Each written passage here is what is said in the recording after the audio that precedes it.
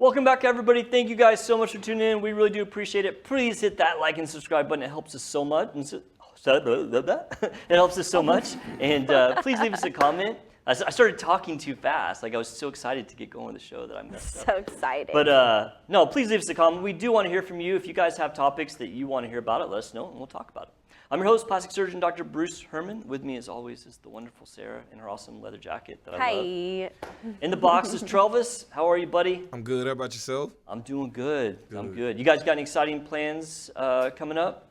I think it would be Thanksgiving, right? Thanksgiving? Yeah, right? Yeah, it's in another week. Yeah. Something like that. You guys got Thanksgiving plans? Avery's with her dad. So actually my sister, who is also like single mom, she's just going to come up and we're going to have like just a girls' Thanksgiving. Fun. Yeah. That'd be cool. I'm not even really sure what we're doing. I know my wife's parents usually come, but her dad's having surgery, so I think they're actually staying. Yeah, part of my family is going to Japan. Japan? Like my mom and then my sister and her family are going to Japan. Wow. Over I've always wanted to Thanksgiving go to break. Japan. What are they going for? Anything in particular? So my sister, her husband is Honduran, and so like her daughter's about to be like 16 or whatever. It's like the quinceañera thing. He was like, either you get a party or you get a trip, and she picked Japan. She really likes like Hello Kitty and She's like my daughter. My daughter's been hounding me to take her to Japan all for of years. that stuff. Yeah, that's why they're going, because my niece likes that place. Speaking of trips, I'm actually leaving today. My wife and I are going to California to go to a music festival. Nice. Who's the headliner? So I was gonna tell you guys, like this show is crazy. Like I wouldn't normally we actually just made this trip like a week ago. Like it's kind of a last minute thing, but I actually had to write it down. So these are, I bet you guys have heard of most of these people, and let me know if you know a song, because most of these are one hit wonders. So headliners are New Order. Okay. Have you heard of them? Kind of. Okay. I think so. Tears for Fears. No. The B-52s. I think I've heard them. Yeah. Love Shack. The Love Shack, baby. Yeah. So each of these guys have like one or two great songs. Echo and the Bunnymen, Devo, Soft Cell, Psychedelic Furs, Human League, OMD, Violent Femmes, and the Cardigans. Violent Femmes, I've heard of them. Yeah, Blister in the Sun. Like each of these bands has like one or two like iconic 1980s songs. I'm surprised all these guys are still alive. What's the festival called? It's called the Darker Waves Festival. Okay. It's like 80s new wave. I mean, most of these are like new wave or like. Is it just you and your wife or a bunch of other people? No, it's just me and my wife. That's cute. Yeah, we like to do that. Like so we're leaving today. So and we get in tonight, go have dinner, check in the hotel, concerts tomorrow, hit the concert all day. I'll be posting stuff on Insta if you want to see it, and then come back Sunday. So that's dope. Quick trip. I love it. I'm excited, and honestly, it wasn't too bad. Super jelly. We used, I have these airline miles that we rack up, and so, we actually don't do a ton of vacationing. Mm-hmm. So I have these airline miles, so we got basically, airline miles to pay for the trip and the hotel, and we just bought the tickets for the show. So that's cool. Yeah, I'm excited. I love live music, and this is on the Huntington Beach Pier, which I don't know what that is, but it sounds cool. I assume it's like a giant pier that goes out into the ocean, and the bands are set up on the pier. I don't know. I mean, probably so. You got to take plenty of videos for us. We got to live vicariously through you at this point. So you got to take videos and some pictures so we can share it with the people too for the show. I will. I'll take some. Yeah, it's gonna be fun. I'm excited. Like, I mean, I don't know if I've seen any of these bands because they're such small bands. That you just don't catch them. But they each have like one or two great songs. Like, right. I'm totally excited. So sounds cool. Yeah.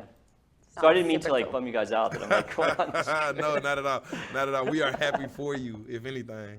Yeah, you got to work hard, play hard, man. Yeah. Absolutely. For sure. Yeah. Absolutely. All right. Well, let's move into some topics for today. We got some pretty cool. We've got one that's really informative, one that's like really controversial, and then I'm interested in Sarah's topic too, so I can't wait to hear about that. But the first one I was going to pull up was about when patients want to remove breast implants. And by remove, like not just like change them for different ones, but like take them out entirely. And the reason I wanted to do this topic, and as with most topics that I do, it's when I read news articles. I'm always reading news articles one, because I want to stay informed, but two, also to come up with segments for our show. Yeah. And so one of the things that popped up recently was another thing about the breast implant illness. And we did a whole segment about that, I think last year. Because it popped up with Danica Patrick talking about it, and then it kind of gets forgotten because it's not like the biggest thing that people talk about, but it kind of resurfaced again. It was just an article about, it was actually about this surgeon who is doing all these explants, which I'm going to talk about that. And it talked about breast implant illness and the controversy behind it. Because remember, when we talked about breast implant illness, you know, and for those who don't know what that is, it's a feeling that breast implants are causing these kind of self-reported symptoms. And the most common ones are headache, joint pain, brain fog. I mean, there's some really kind of obscure things that people are attributing to breast implants. And when this thing kind of hit, it's been, I don't know, 5 or 8 years ago that this kind of became a thing. You know, as a plastic surgeon, I was like, that didn't make a lot of sense because silicone's pretty inert. Like, just from a molecular, biological standpoint, it didn't make sense to me. Well, it picked up a little bit of steam, mostly through social media. Like, these Facebook groups were popping up. And so then, like, the plastic surgery community got involved, and they started doing all this research to see, okay, is this really a thing or not? And really, there hasn't been a link shown that any of these symptoms are caused by the implants. They went on to do some pretty interesting studies about if you ask a patient that thinks that they have breast implant illness, do they feel better after removing the implants? Actually, a majority say they do feel better. It sounds like some type of like sensitivity or psychological issue. I think that I mean, there definitely could be a placebo type effect to this. And the reason I say that is not to like downplay people's issues or symptoms, but there was a study done where they took women that had headache, fatigue, joint pain, and then wanted the implants out for different reasons. And then they asked them, hey, did you notice after your implants out that your headaches or joint pain or anything were better? And they all said no. And so for patients that actually had the same symptoms but weren't removing the implants because they thought they had breast implant illness, there was no change. And so, yeah, I'm just not sure they're ever going to really find a link to this. I mean, it is, and also just for people who are considering implants, like it's less than 1% of patients that report this. Like it's not a lot of people at all. But it does get like a lot of traction in the media because it's like, oh, well, breast implants are so popular, but oh, wait, are breast implants harming people? And so because of like in the past when they actually were harming people, this story gets a lot of airtime. So anyway, and I didn't want to rehash all of breast implant illness. I mean, the one thing I would say about it is you do have to be careful. There are doctors out there, and this doctor that was in this article, and I thought about like naming him. I was like, no, I'm not going to say his name. Like there's some doctors out there that are using this as a way to make money. Yes. And because, you know, people want to be reinforced with their thought process. And so like, Sarah, if you said to me, you know, well, I think maybe my implants are causing my problems. I say, yes, you're right, they are. You know, if you take them out, you're going to feel a lot better. A lot of people in your situation would be receptive to that type of affirmation, and then go through surgery. And then if the surgeon says you're going to feel better, a lot of people will feel better. And in the end, the surgeon's making money off of it. But there are, yeah, I know. I mean, I swear, plastic surgery is just one of like the shadiest things because people will make money off of people. And I mean, that's not just plastic surgery; it's everything. And so I just would say to those out there, you know, if you're thinking about having your implants out, I would go to someone who's just really good at doing breast surgery. I mean, you don't want to be talked into removing your implants because I've had patients come to me for breast implant illness, and I sit them down and say, look, here's a situation. I go through all the research, and I say, you very well may feel better if you take them out, but there's not a lot of data to support that it's real. And you have to consider, one, there's a cost in removing the implants, right? Because I've had a patient literally come into me that had implants that were perfect.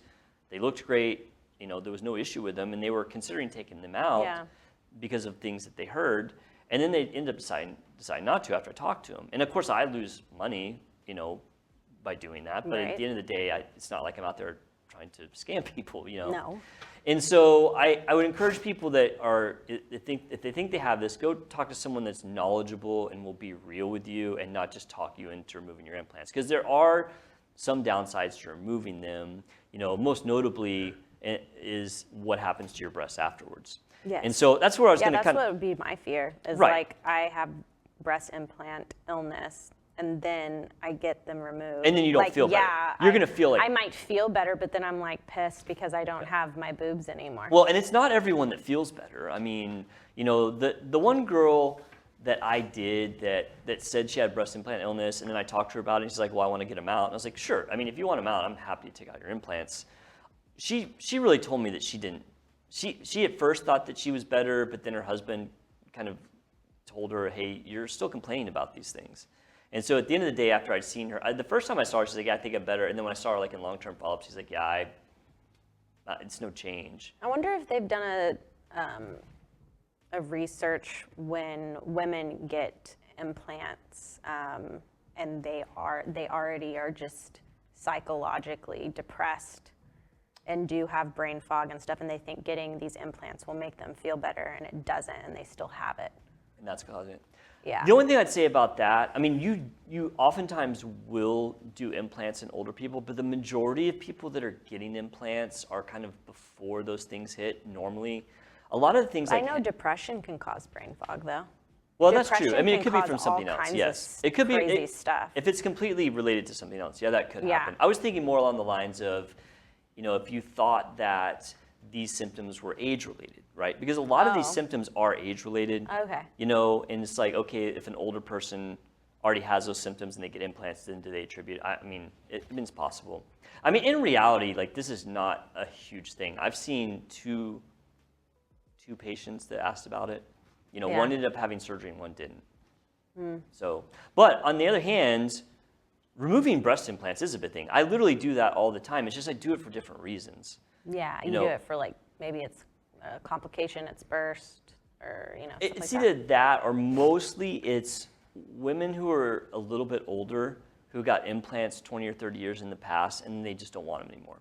Because what happens a lot of times is, you know, women in their 30s, they get implants and they get these implants, but then over the decades, their bodies change. They get a little bit heavier. Their breasts get larger, and then suddenly their breasts are too big, and they come to me, they're like, I just want my implants out. And so that's a really common consult. I do almost one of those consults a week where somebody's asking about either removing implants or sometimes downsizing them. And so I like these surgeries. There's a lot of like thinking involved and a lot of artistry, because when you remove an implant, you have to be aware of like what's going to happen to the breast and how are you going to make the patient happy. Because most people, if you took out their implants, they would be very unhappy with what their breasts look like. But then there's some people that have a lot of breast tissue in a small implant where it doesn't matter. And so when people come into me, I kind of enjoy that mental, you know, calculating of like, okay, if we remove your implants, this is what your result's going to be. Are you going to be happy with that? And it involves having a conversation with the patient and reading them. And I just kind of enjoy that chess match of determining that. And what we do most of the time when somebody wants their implants out is we take out the implant. I also do take out the capsule layer, and this is kind of getting back into that breast implant illness, because you get these doctors that say, oh, if you have your implants out, you have to come to me because I do complete removal of the capsule and that helps. Well, all the research shows it makes no difference as far as people's symptoms. That has been determined. So anyone who says that is just blowing smoke at you. But I take out the capsule anyway because I want there to be a fresh layer of tissue to heal together. Yeah. So after I pull out the implant and you got that layer on the inside, I always shell that out because I want good, healthy, fresh tissue to heal. So I do that. So I remove the implant, I remove the capsule, and then I end up doing a lift on them. You know, that's the simple way to take a breast that is not looking good after it loses all its volume from the implant removal and making it look good again. Yeah. And so, and you can make people look really nice. And so I actually brought it before and after, and I almost hesitate to bring these because I don't want this show to be like an advertisement for my practice. It's not. So I almost never bring cosmetic before and afters. But I did bring one here. Travis, you can throw that up there. Yeah. So on the left, you know, that girl has implants in. Her breasts are pretty large. And so I took out her implants, and I did a lift, and her breasts actually look perkier after we took the implants out. Than before. And obviously her breasts are smaller, but she was happy with that. And you know, she was a very satisfied patient, and I think got a result that actually, although smaller, looks better than she started with shape-wise. Yeah. And so I like doing these surgeries. There is a lot of thinking involved and a lot of artistry, and yeah, I just think that if you're going to do it though, you definitely want to go to somebody that does a lot of them. Yes. You know, doing revision work is always harder than doing the initial surgery. It's always harder to deal with taking implants out than putting implants in, or swapping out implants, or dealing with complications. Do a lot of plastic surgeons, like you do, like other things besides like cosmetic stuff? Do a lot of plastic surgeons do stuff like you do, like do that extra? I would say most surgeons are even more diverse than I am. I mean, my practice boils down to 3 things. I do cosmetic breast and body surgery, which means breast lift, breast augmentation, breast reduction, breast implant revision. Then I do tummy tucks and lipo. Like that's. I know, but you do stuff on the side, like you. Right, I do have a lot of side gigs. Yeah. So I do like the wound reconstruction. Yeah, I feel like that. I feel like that's something that probably sets you apart in doing stuff like this, because you have like so much experience dealing with like random situations where you have to. There's a lot like, of thinking involved with that. Yeah, where you have to like kind of jigsaw it together. So Right. like whenever you're doing a breast reconstruction, you're just like, this is. Yeah. There is a lot of the same kind of thought processes that go into, okay, here's a problem, how do we solve it? And that's why honestly I got interested in plastic surgery, is there's a lot of thinking in it. With general surgery, which I was doing general surgery for plastics, is very mechanical. Patient has a bad gallbladder. Okay, step 1 through 10, take out the gallbladder. And there's not a ton of thought process that goes into it. I mean, sometimes there are, and I don't want to say that to offend my general surgeon colleagues, but I mean, general surgery is for the most part mechanical. For like straightforward. Yeah. Like step 1, step 2. I mean, same thing, vascular surgery. I mean, sometimes you have to get creative, but plastic's all about creativity. You know, there's a lot of, it's like whenever we talked about the patient a couple weeks ago that had the big hole in their chest. It's like, hey, how are you going to solve this? I mean, well, there's a lot of different ways you could solve it. It's like, what's going to be best for the patient? And same thing with cosmetics. I mean, it's very similar. So yeah. And that's more for the revision work than the, you know, primary augmentation, like meaning doing it the first time, is pretty straightforward. Yes. There's artistry in it, but there's not as much thinking. There's a little bit. Yeah. But yeah, that's why I like the specialty. So, but yeah, I just want to talk a little bit about breast implant removal. It's a very common surgery. If you want your breast implants out, you don't have to be afraid that you're going to be wrecked after that. There are good ways to improve the shape of the breast, and there are definitely solutions to take out your implants and still have you be happy. So.